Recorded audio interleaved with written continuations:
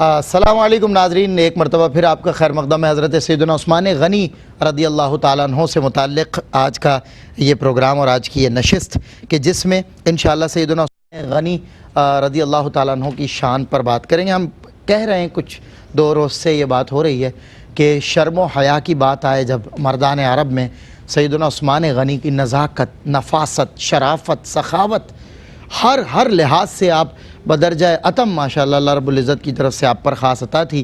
اور پھر یہ حضرت سیدنا عثمان غنی کا کہنا اس دور میں کہ گناہ تک میرا خیال ہی نہیں جاتا، یعنی میرے خیال کی رسائی گناہ تک ہے ہی نہیں، جبکہ سارے کا سارا عرب دور جاہلیت میں گناہوں سے تقریباً آلودہ نظر آتا ہے، شراب بھی رائج ہے، زناکاری بھی عام ہے، سب کچھ ہے۔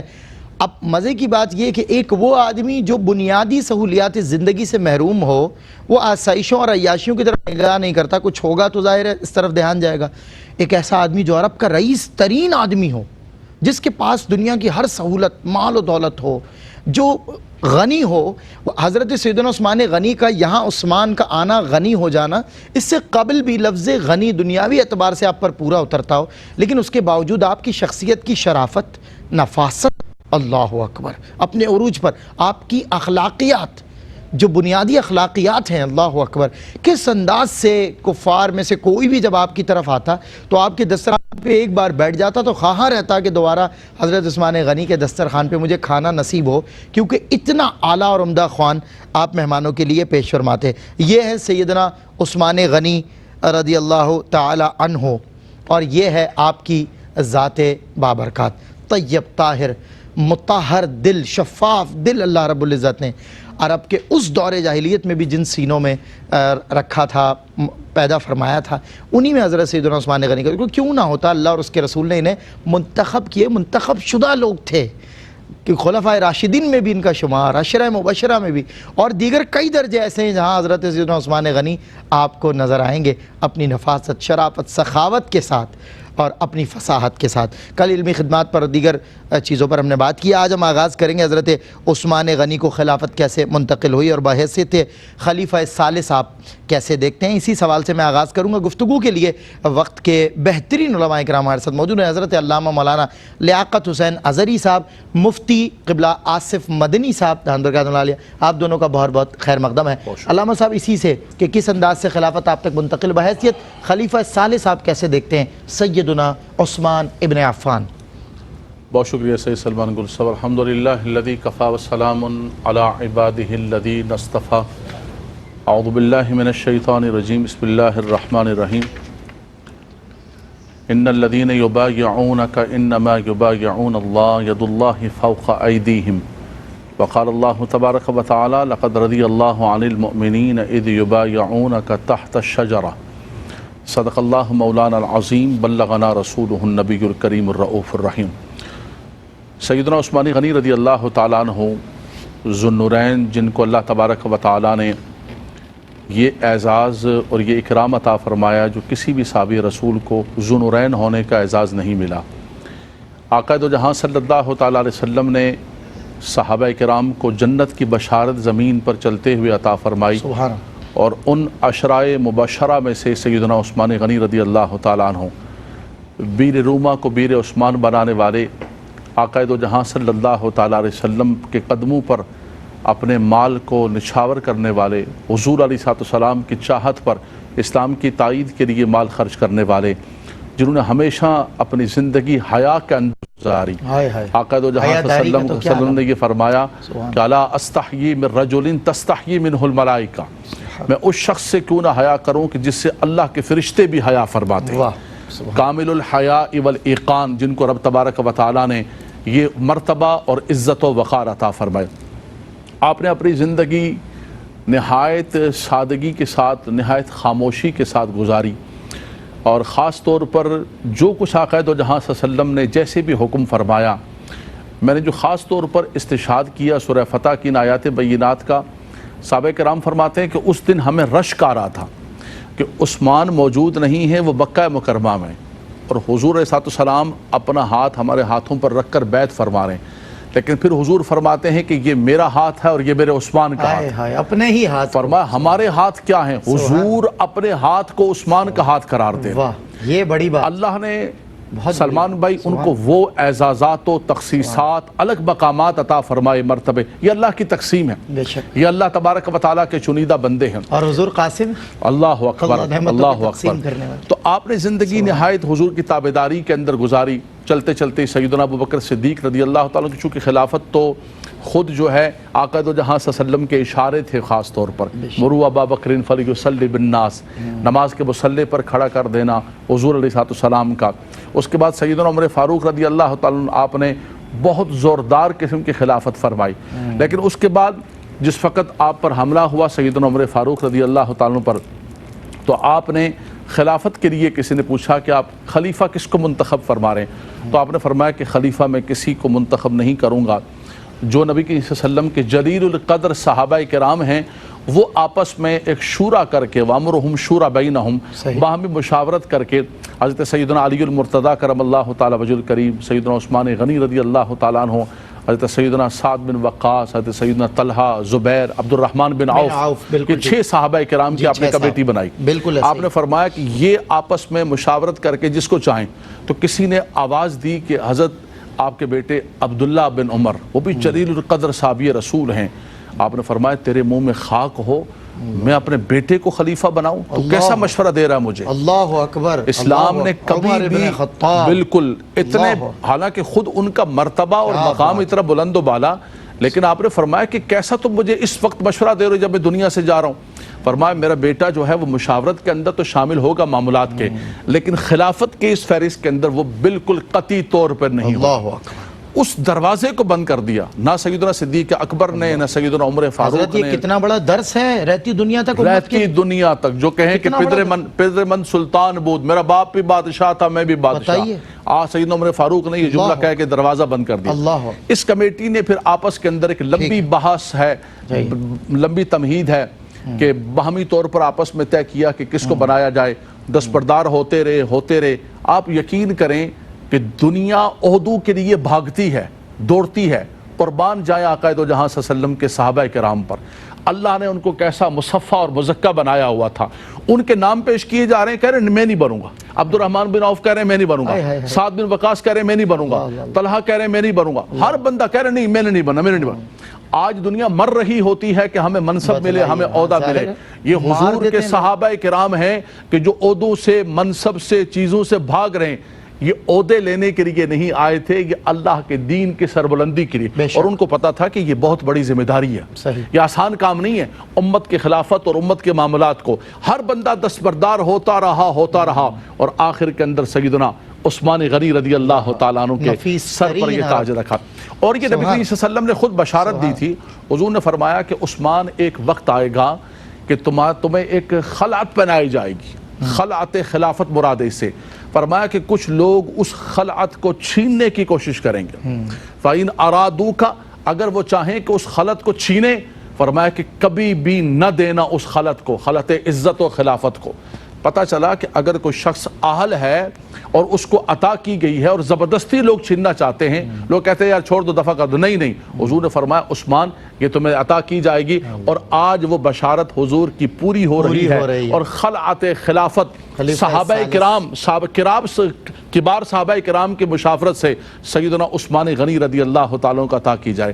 اور ایک جملہ میں کہوں گا سید سلمان گل صاحب، مولا کائنات اتنے بڑے شجاع اور اتنے بڑے بہادر، جب سیدنا صدیق اکبر رضی اللہ تعالیٰ عنہ کی بیعت کرنے لگے نا، تو آپ آگے بڑھے اور فرمانے لگے کہ یا ابا بکر قدمک رسول اللہ فمن الذی یؤخر. فرمایا آپ کو اللہ کے نبی نے آ کے کیا، آپ کو کون پیچھے کر سکتا ہے؟ مولا کائنات کا ظاہر و باطن اللہ نے یکساں کیا تھا.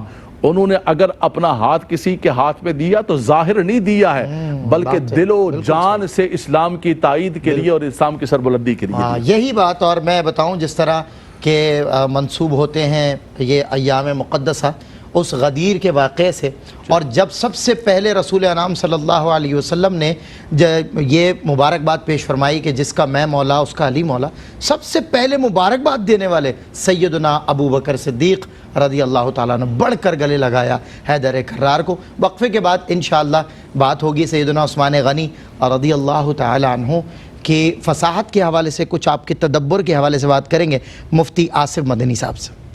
خوش آمدید ناظرین، کیا مرتبہ ہے حضرت عثمان غنی کا، جنت ہے صلہ الفت عثمان غنی کا۔ سیدنا عثمان غنی کو پوری امت سلام پیش کر رہی ہے، اور ہم ARYQ TV کی اسکرین پر پوری امت کے اس اجتماع کے ساتھ دنیا سے جہاں سے بھی آپ ہمارے ساتھ موجود ہیں، آج آپ اور ہم سب مل کر کہتے ہیں سلام یا عثمان ابن عفان۔ حضرت سیدنا عثمان ابن عفان رضی اللہ تعالیٰ عنہ ایک زیرک اور مدبر شخصیت بھی تھے۔ آپ کے نصائح کے حوالے سے اس میں جو آپ کا تدبر اور آپ کی فصاحت، دیکھیں نفاست، سخاوت، شرافت تو ختم تھی نا عثمان غنی پر۔ کچھ نصائح کے حوالے سے کچھ ارشاد اس میں ہمیں نظر آئے گی جھلک۔ اعوذ باللہ من الشیطان الرجیم، بسم اللہ الرحمن الرحیم۔ کہ نصیحت کا لفظ جو ہے وہ نصح ینصح نصحن سے نکلا ہے، اور اس کا مطلب ہوتا ہے اخلاص، خلوص مشورہ اور رشد و ہدایت کی طرف بلانا۔ اگر یہ کہا جائے کہ نصح لولدہ، کہ کسی شخص نے اپنے بیٹے کو نصیحت کی، تو اس کا مطلب ہوتا ہے ارشدہ الی ما فیہ نفعہ، یعنی اس نے اس کو اس چیز کی طرف ہدایت کی، رہنمائی کی جس میں اس کا نفع اور فائدہ تھا۔ تو ان صحابہ کرام علیہم رضوان کا بالعموم اور سیدنا عثمان غنی رضی اللہ تعالی عنہ کا جو ان کے القابات ہیں، وہ القابات ہی ان کے کردار کی واضح عکاسی کرتے ہیں، اور ان کا کردار ہی لوگوں کے لیے نصیحت ہے۔ صحیح۔ جیسا کہ اللہ تبارک و تعالیٰ نے رحمت دو عالم صلی اللہ علیہ وسلم کی ذات پاک کو ایک رول ماڈل کے طور پر پیش کرتے ہوئے فرمایا کہ لقد کان لکم فی رسول اللہ اسوۃ حسنہ، اسی طرح ما آتاکم الرسول فخذوہ وما نہاکم عنہ فانتہوا، کہ اللہ کا رسول جو تمہیں دے اسے لے لو، اور جس سے روک دے رک جاؤ۔ تو نصیحت کا جہاں تک تعلق ہے وہ کردار کے ذریعے سے بھی ہوتی ہے، اعمال و افعال کے ذریعے سے بھی ہوتی ہے، اور اقوال کے ذریعے سے بھی ہوتی ہے۔ ٹھیک ہے۔ جہاں تک تعلق ہے حضرت عثمان غنی کے نصائح کا اور آپ کے تدبر کا اور آپ کی فہم و فراست کا، تو اس کا اندازہ اس بات سے لگایا جا سکتا ہے کہ ایک امیر ترین شخص، ایک کامیاب تاجر، ایک ایسا شخص کہ جسے ایک منصب اور وقار اس دور میں بھی حاصل تھا جب دور جاہلیت تھا، اس دور میں منصب و وقار کے حاصل ہونے کے باوجود جب حق کی دعوت دی جاتی ہے تو یہ وہ کردار پیش کرتے ہیں کہ جو حق کو قبول کرنے میں بالکل پس و پیش سے کام نہیں لیتا۔ اللہ اکبر۔ حالانکہ کاروبار ہے، کردار پیش کرتے ہیں، ہاں، اندازہ یہ لگائیں۔ کردار حق کو یہ قبول جملہ کرنے بہت کا کردار یہ ایک نصیحت ہی ہے لوگوں صحیح کے بات۔ لیے، کہ جب تمہارے سامنے حق پیش کیا جا رہا ہو تو پھر چاہے تمہارا کس قدر بھی نقصان ہو اس کو پیش نظر نہیں رکھنا چاہیے۔ اب کاروبار ہے، اس پہ بھی ایفیکٹ آئے گا، ظاہر وہ فرق چچا پڑے جو گا۔ آپ کو اذیتیں دے رہے ہیں، جی، اس کے علاوہ بھی تو بالکل ہر طرح کا ایفیکٹ جو ہے، اور کاروباری شخص جو ہے، کسی نے کہا کہ امیر آدمی کو مارنا ہے تو اسے مارو مت، ہاں اس کے پیسے چھین لو، مر جائے گا۔ صحیح کہہ رہے ہیں۔ تو حضرت عثمان غنی رضی اللہ تعالیٰ عنہ کے کردار کی پہلی نصیحت یہ ہے کہ ابتدائی دور میں آپ چوتھے مسلمان تھے جنہوں نے صدیق اکبر رضی اللہ تعالیٰ عنہ کی دعوت پر حق کی دعوت کو، حق کو قبول کر لیا۔ تو اس سے ہمیں یہ نصیحت حاصل ہوتی ہے کہ چاہے کتنے ہی مصائب اور آلام کا اندیشہ ہو، حق بہرحال حق ہے، اور اسے سربلند ہونا ہے تو ہمیں حق کا ساتھ دینا چاہیے اور اپنا وزن جو ہے حق کی طرف رکھ دینا چاہیے۔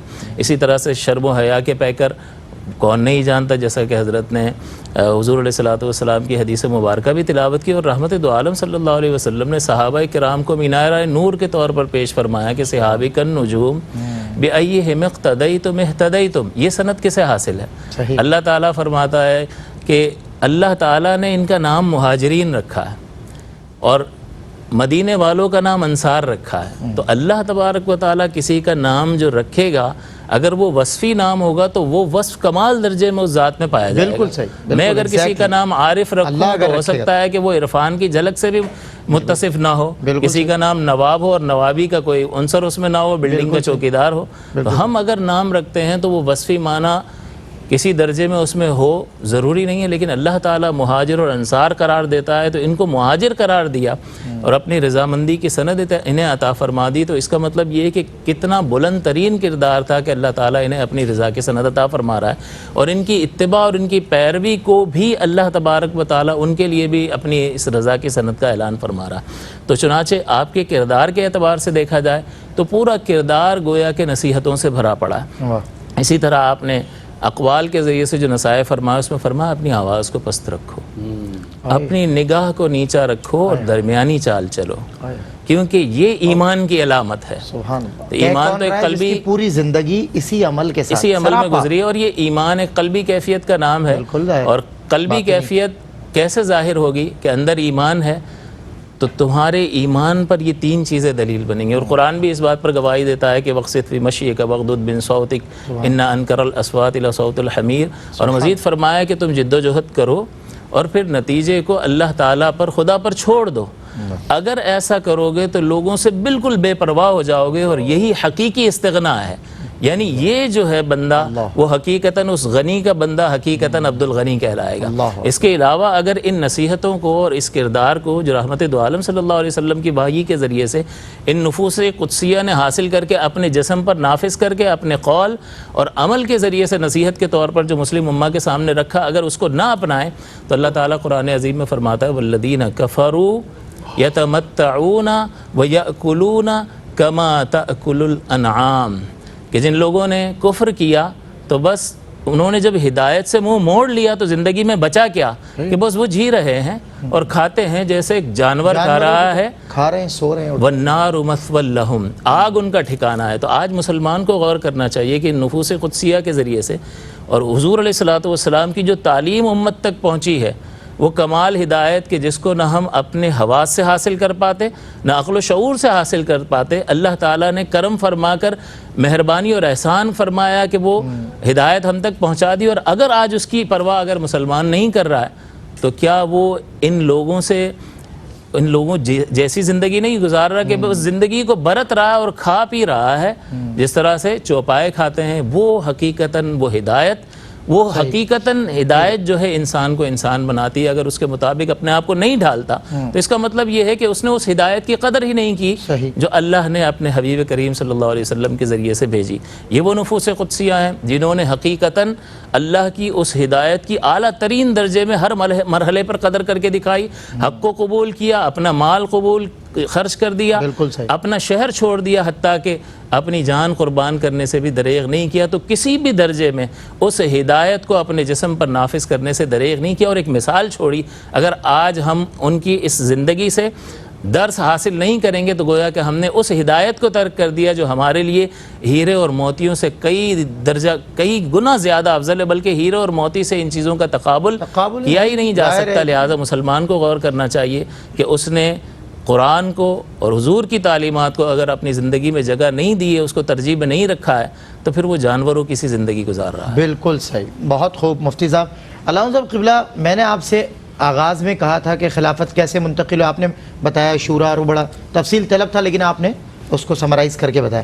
اب ایک سوال یہ کہ جب آپ کو خلافت مل گئی، عطا ہو گئی، ابتدائی جو اقدام آپ نے اور ابتدائی اعلان، ایک ہوتا ہے نا خلیفہ آتا ہے پھر اعلانات کرتا ہے، خطاب کرتا ہے، ابتدائی آپ کے اقدامات اور آپ کے اعلانات، اس کی طرف کچھ ارشاد فرمائیں. دیکھیے، یہ جو نبی کریم صلی اللہ تعالیٰ علیہ وسلم کے خلفائے راشدین ہیں اور یہ جو خلافت ہے سلمان بھائی، یہ بہت بڑی اللہ تبارک و تعالیٰ کی نعمت ہے. اور رب تبارک و تعالیٰ کی طرف سے اور خاص طور پر نبی کریم صلی اللہ علیہ وسلم نے فرمایا کہ علیکم بسنتی و سنت خلفاء الراشدین المہدیین. فرمایا میرا طریقہ اور میرے خلفاء کا طریقہ، میری سنت، میری راہ، ان کی راہ. آقا دو جہاں صلی اللہ علیہ وسلم نے ان کو اتنا آنر، اتنی عزت و اتنا اکرام عطا فرمایا. یہ رب تبارک و تعالیٰ کے چنیدہ لوگ سیدنا عثمان غنی رضی اللہ تعالیٰ کو جب خلافت ملی اور آپ سب سے پہلے خطبہ دینے کے لیے کھڑے ہوئے تو چونکہ آپ فرمانے لگے کہ میرے خاندان کے اندر کوئی خطیب نہیں گزرا ہے، ہم تاجر لوگ ہیں، آج تھوڑی سی گفتگو کی اور پھر آپ بیٹھے، فرمائے پھر زندگی رہی تو انشاءاللہ تبارک و تعالیٰ گفتگو کریں گے. لیکن عملی اعتبار سے دیکھیں آپ، سیدنا عثمان غنی رضی اللہ تعالیٰ نے وہ فتوحات کا سلسلہ سیدنا صدیق اکبر رضی اللہ تعالیٰ نے شروع کیا، سیدنا عمر فاروق رضی اللہ تعالیٰ اس کو اٹھا کر کہاں تک لے گئے. حضرت عمر نے تو پروان چڑھا دیا، اللہ اکبر، اس کو رکنے نہیں دیا، اس کو رکنے نہیں دیا. عمومی طور پر سلطنت کے اندر، خلافت کے اندر ایسا ہوتا ہے کہ کوئی شخص آتا ہے وہ اتنی بڑی سلطنت کو سنبھال بھی نہیں سکتا ہے. صحیح. اور آپ دیکھیں خلفائے راشدین میں سب سے بڑا زمانہ، سب سے طویل زمانہ سیدنا عثمان غنی رضی اللہ سب سے زیادہ، یہ بات سب سے زیادہ زمانہ آپ کا. آپ نے نہ صرف سلطنت کو سنبھالا، کنٹرول کیا، بلکہ اس کو آگے بڑھایا. صحیح. رے کی خاص طور پر یہ جو ایران کی طرف یہ جو سارے کے سارے علاقے ہیں، یہ خاص طور پر آپ کے فتوحات کے اندر آتے ہیں. قبرص کے اندر سیدنا سیدنا امیر معاویہ رضی اللہ تعالیٰ عنہ سیدنا عمر فاروق کے زمانے میں حملہ کرنا چاہتے تھے بحری جہاز کے ذریعے، لیکن انہوں نے اجازت نہیں دی۔ سیدنا عثمان غنی رضی اللہ تعالیٰ سے اجازت مانگی، آپ نے بھی فرمایا کہ یہ لوگوں کو رسک ڈالنا ہے، پھر آپ نے کر کے دکھایا سارے معاملات۔ اس کے بعد جو ہے یہ دریاؤں کو پار کر کے اور جو قبرص کا علاقہ ہے یہ سارے کا سارا فتح کیا۔ اسی طرح جو جورجان کا علاقہ ہے، خراسان کا علاقہ ہے، مصر کے مضافات کے بہت سارے دار بحر ہے، یہ سارے کے سارے علاقے جو فتح ہوئے ہیں یہ سیدنا عثمان غنی رضی اللہ تعالیٰ عنہ کے مبارک زمانے کے اندر ہوئے ہیں۔ یعنی سب سے بڑی بات یہ ہے کہ وہ جو فتوحات کا دروازہ آقا دو جہاں صلی اللہ علیہ وسلم نے کھولا، حضور کے ساتھیوں نے اس کو رکنے نہیں دیا۔ اِنَّا فَتَحْنَا لَكَ فَتْحًا مُبِينًا نَصْرٌ مِّنَ اللَّهِ فَتْحٌ قَرِيبٌ، یہ آگے ہی بڑھتے جا رہے ہیں اور کامیابیاں اور کامرانیاں ہی حاصل کرتے جا رہے ہیں۔ علامہ صاحب کمپلیٹ کرتا ہوں، ایک چھوٹا سا وقفہ حل ہو رہا ہے، اس کے بعد انشاءاللہ آخری سیگمنٹ ہوگا۔ سیدنا عثمان غنی حضور سرور دو عالم صلی اللہ علیہ وسلم کے جو اوصاف حمیدہ ہیں ان میں سے ایک ایک سارے اوصاف صحابہ میں موجود ہیں بدرجہ اتم، لیکن ایک ایک وصف جو وصف خاص ہوا اس میں عثمان غنی کی نفاست، شرافت اور سخاوت کی بات ہو رہی ہے، اور آپ کے علم و تدبر کی بات۔ اب تو دور خلافت پر ہیں تو انشاءاللہ بریک کے بعد مزید جانتے ہیں آخری سیگمنٹ۔ ویلکم بیک ناظرین، ایک مرتبہ پھر حضرت سیدنا عثمان غنی شان سیدنا عثمان غنی کے نام سے یہ 4 ایام کی نشریات ہے، اور یہ 4 دن ہم حضرت سیدنا عثمان غنی رضی اللہ تعالی عنہ کو خراج عقیدت اور سلام عقیدت پیش کر رہے ہیں۔ آپ کی خدمات یہ پوری امت مسلمہ مقروض ہے حضرت سیدنا عثمان غنی۔ عرب و عجم اس بات کا اعتراف کرتے ہیں، آج تک ان کا فیض جاری ہے۔ اہلیان عرب کہ ہاں آج بھی ان کا اکاؤنٹ موجود ہے جہاں لوگوں کی، غریبوں کی، یتیموں کی، ناداروں کی، بے کسوں کی مدد کی جاتی ہے، یعنی کہ سیدنا عثمان غنی کا بچھایا ہوا سفرہ، دسترخوان آج تک موجود ہے اور لوگ وہاں سے نوش کر رہے ہیں۔ میں مفتی آصف مدنی صاحب دامت برکاتہ العالیہ کو ایک بار پھر زحمت دیا چاہتا ہوں۔ حضرت سیدنا عثمان غنی نے اپنے دور خلافت میں سابقہ خلافتوں کے نظام اور کن امور کا اضافہ فرمایا، اور اس نظام میں جو امینڈمنٹ یعنی ترمیم وغیرہ کی کس انداز سے؟ جس میں ابتدائی طور پر تو جو انتظامی یونٹس کی تقسیم تھی صوبائی اعتبار سے، اس میں تھوڑی سی تبدیلی فرمائی کہ حضرت عمر نے شام کو 3 صوبوں میں تقسیم کر دیا تھا، صحیح، آپ نے اس کو یکجا کر کے ایک ہی والی کے ماتحت کر دیا، جس کا فائدہ یہ ہوا کہ جب آپ کے آخری ایام میں بہت زیادہ فتنے فسادات پھیلے تو یہ علاقہ چونکہ ایک مرکز کے تحت تھا، لہٰذا یہ ان فتنہ اور فساد اور شورش سے محفوظ رہا۔ دوسرا یہ کہ آپ نے اختیارات کی تقسیم کی۔ پہلے اگر کسی مقام پر کوئی والی مقرر کیا جاتا تھا، گورنر وغیرہ کسی علاقے میں، تو اس کی ذمہ داری ہوتی تھی کہ وہ انتظامی امور بھی دیکھے گا، خارجی پالیسی کو بھی وہی ڈیل کرے گا، اور فوج کا سربراہ بھی وہی ہوتا تھا۔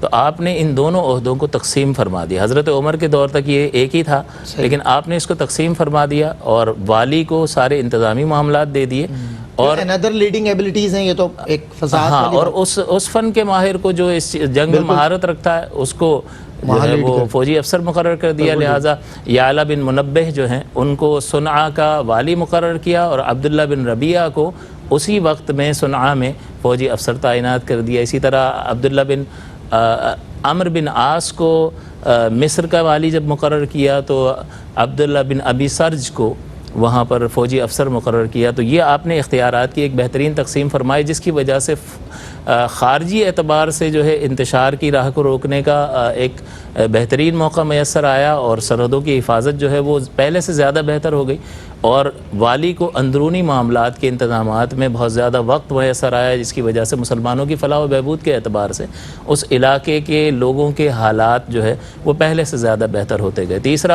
تیسری چیز جو آپ نے تبدیلی فرمائی وہ نگرانی تھی کہ عمال مقرر کر دیا، جس کے پاس عہدہ آتا ہے تو اس کو مس یوز بھی کرتا ہے، حالانکہ وہ بہترین دور تھا، حضور نے فرمایا خیر القرون قرنی، لیکن بہرحال بعض اوقات جو ہے بعض چیزیں ایسی ہو جاتی ہیں جس کی بنیاد پر اس بات کا اندیشہ رہتا، اور جو خلیفہ ہے اس کی ذمہ داری ہے کہ اسے چیک اینڈ بیلنس تو رکھنا ہے، تو جس کے پاس عہدہ ہوگا تو کہیں رعایا پر کوئی ظلم نہ ہو، تو آپ بہت ساری شکایات کے بدلے میں آپ نے بہت سارے وزراء کو اور عمراء کو معزول بھی فرمایا، حتیٰ کہ ابو موسیٰ اشعری رضی اللہ تعالیٰ عنہ جیسی جلیل القدر ہستی کو بھی بوجوہ آپ نے معزول فرمایا۔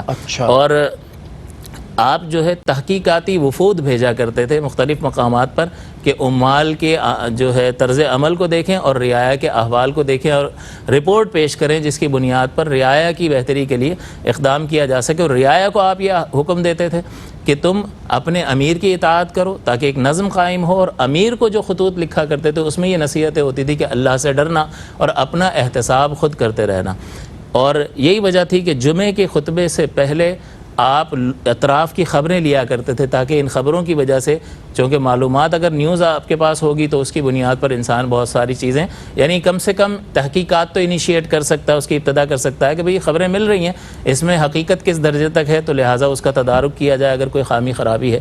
اسی طرح سے حج کے موقع پر تمام عمال کو جمع کیا جاتا تھا, تو اس وقت یہ ندائے عام تھی کہ جو بھی شکایت ہے آپ حج کے موقع پر لے کر آئیں, سارے کے سارے عاملین جمع ہوں گے, لہٰذا اگر کوئی کارروائی کرنی ہے تو اسی وقت تحقیق کر کے اسی وقت فیصلہ کیا جاتا تھا. آخری بات کہ جو بیت المال کا انتظام تھا حضرت عمر رضی اللہ تعالیٰ عنہ کے دور میں, رمضان المبارک میں امہات المؤمنین کو 2 درہم روزانہ دیے جاتے تھے, اور فقراء جو دیگر مسلمان تھے عام ان کے لیے 1 درہم روزانہ مقرر تھا.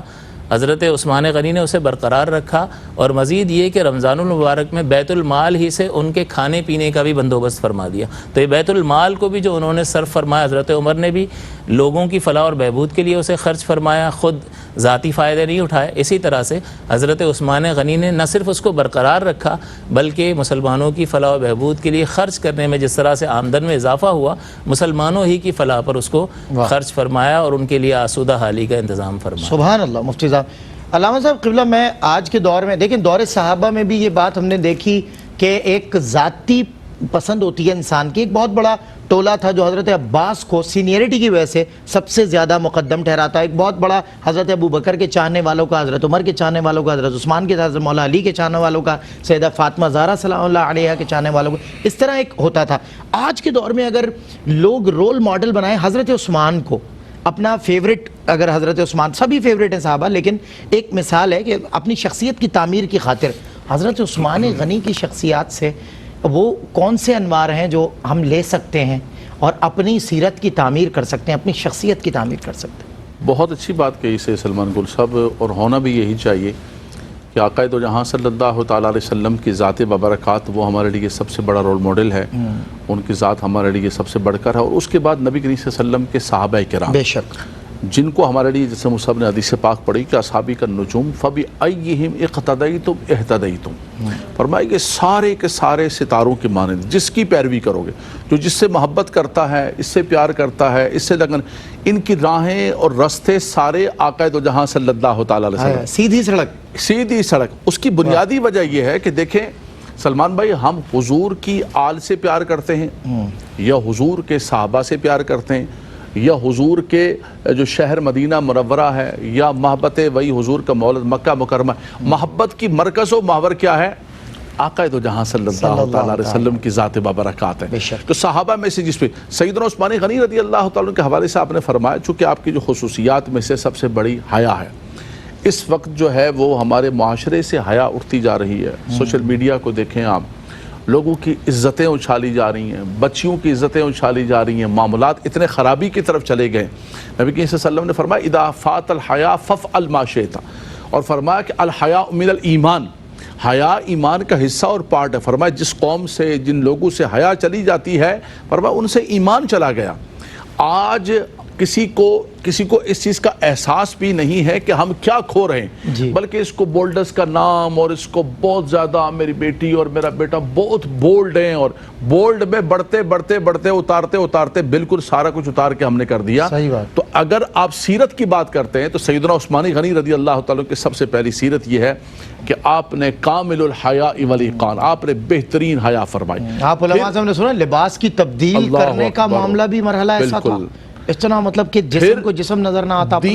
دین کی خدمت میں دیکھیں آپ نے مصحف عثمانی جو امت کو عطا فرمایا, امت کو اس پر جمع فرمایا. آپ نے خلافت بھی فرمائی تو محبت و پیار کے ساتھ فرمائی. دیکھیں اس وقت کتنا بڑا موقع تھا, چاروں طرف جب آپ کے گھر کا معاشرہ ہے, اس پر گفتگو کی جائے گی اب شہادت پر, لیکن آپ کے پاس آپ کے اپنے غلاموں کی بہت بڑی فوج ہے. لیکن سیدنا عثمانی غنی فرمایا کہ نہیں فرمایا مجھے حضور کے شہر میں خون نہیں بہانا ہے، فرمایا مسلمانوں کے درمیان قتل و غارت ایک اشارہ کیا کچھ ہو سکتا تھا؟ ایک اشارہ سب کچھ نظر کرتا آتے؟ بالکل آپ کے غلاموں کی اپنی اتنی فوج تھی، آپ بہت بڑے سرمایہ دار تھے، سب کچھ آپ کا اپنا موجود تھا. اور دوسرا آپ نے جو فرمایا کہ کیا پیغام امت کے لیے پیغام یہ ہے کہ سیدنا عثمانی غنی رضی اللہ تعالیٰ عنہ چاروں طرف گھر کا معاشرہ ہے، لیکن اس وقت بھی قرآن کھولا ہوا ہے، قرآن کی تلاوت فرما رہے ہیں، اللہ قرآن پڑھ رہے ہیں. اور جب آپ کی شہادت ہوتی ہے تو تب بھی خون مبارک آپ کا قرآن پر فَسَيَكْفِيكَهُمُ اللَّهُ وَهُوَ السَّمِيعُ الْعَلِيمُ. فرمایا تم نے جو کچھ کر لیا وہ کر لیا عثمان کے ساتھ، یہ شہید مظلوم کے ساتھ تم نے جو ظلم کیا ہے، فرمایا رب تبارک و تعالیٰ کی بارگاہ کے اندر اس کا حساب ہوگا. تو آپ نے امت کو حیا عطا فرمائی، مصحف عثمانی عطا فرمایا، آپ کی جو سخاوت ہے اس کی تو بات کیا کہنی. اور اس کے بعد آپ نے یہ پیغام دیا کہ اے امت کے نوجوانوں، پیر و جوانوں، سب کو یہ عثمان کا پیغام ہے کہ قرآن کو ہمیشہ مضبوطی سے تھام رکھنا، تم کامیاب و کامران ہو جاؤ. میں نے تمہیں جمع کیا ہے. ایک چھوٹی سی بات کہوں گا جلدی سے میں، مولا کائنات علی المرتضیٰ کرم اللہ تعالی وجہ الکریم کی شادی مبارک ہے، آپ اپنی زرہ بیچنے کے لیے جا رہے ہیں. راستے میں سیدنا عثمان غنی رضی اللہ عنہ فرمایا کہاں جا رہے ہو علی؟ علی کہاں جا رہے ہو؟ فرمایا یہ زرہ بیچنے کے لیے شادی کا انتظام. فرمایا علی بازار میں کہاں بیچو گے؟ مجھے بیچ دو. آپ نے بازار سے کئی گنا بڑھ کر جو ہے قیمت ادا کی. ہو گیا سودا، آپ نے زرہ لے لی، قیمت دے دی. اس کے بعد اس کو سینے سے لگا، کہا علی زرہ اتنی پیاری ہے، اس کو پہنے گا کون؟ اس کے لیے میرے علی کا سینہ چاہیے. فرمایا یہ سودا ہو گیا اور یہ میری طرف سے آپ کو شادی کا تحفہ دیا. سبحان اللہ. نبی کریم صلی اللہ علیہ وسلم کو جا کر آپس کی محبت دیکھیں آپ، اور آج امت کو کس تباہی کی طرف لے کے چلے گئے، یہ بھی پیغام ہے. نبی کریم صلی اللہ علیہ وسلم کو جب بتایا، پیغام ہے ان کی آپس کی محبت، اس سے بڑا کیا پیغام؟ نبی کریم صلی اللہ علیہ وسلم کو جب یہ واقعہ پتا چلا تو حضور کا چہرہ چمک اٹھا، حضور اتنے خوش ہوئے. سیدنا عثمان غنی رضی اللہ، یہ پیغام ہے آج امت کے لیے کہ صحابہ کرام آپس میں جیسی محبت کرتے تھے ویسی محبت کرو، امت کا پرچم، اسلام کا پرچم بلند ہو. کیا بات ہے. اللہ صاحب بہت شکریہ صاحب، آپ تشریف لائے، نوازش. اور حضرت سیدنا عثمان غنی، رسول اللہ فرماتے ہیں میرا رفیق جنت میں عثمان ہے. اور آپ نے حیدر کرار کا ذکر کیا، فرمایا جس طرح موسیٰ کو ہارون سے نسبت ہوئی ہے نا، اسی طرح حضور کو نسبت مولا علی سے ہوئی ہے. میرا اگر حضور نے اپنا بھائی کہا حضرت علی کو، اسی انداز سے جب ہم دیکھتے ہیں صحابہ کرام کی محبت، اللہ اکبر. پھر یہ جو 4 ڈائمنشنز ہیں نا ان 4 صحابہ کے اندر، مثال کے طور پہ 4 کیفیات کی بات کریں جو حضور صلی اللہ علیہ وسلم میں بدرجہ اتم پائی جاتی تھی. حضرت ابوبکر کو اگر ہم یاد کریں تو حضور سے وفاداری، ان کی بردباری، اللہ اکبر، سب کچھ حضور پہ نثار کر دینا. تمام صحابہ کا یہ طریقہ رہا ہے، لیکن بتا رہا ہوں کہ جن چیزوں کی طرف توجہ یکسو ہوتی ہے ان صحابہ کو یاد کریں. حضرت عمر کو یاد کریں تو وہ جلال، وہ لیڈنگ ایبیلٹیز، وہ پرفارمنس دی آپ نے اپنے دور خلافت میں.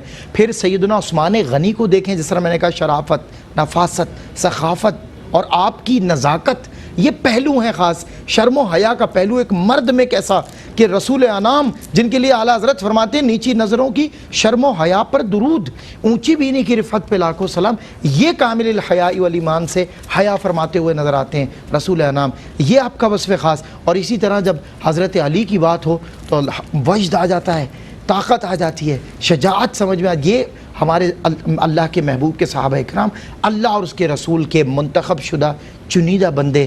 ہم بھی اگر انہیں آج چن لیں بطور رول ماڈل اور ان کی سیرت کو اپنا لیں تو یاد رکھیں سیدھی سڑک یہ شہر شفاعت نگر کی ہے. السلام علیکم ورحمۃ اللہ وبرکاتہ.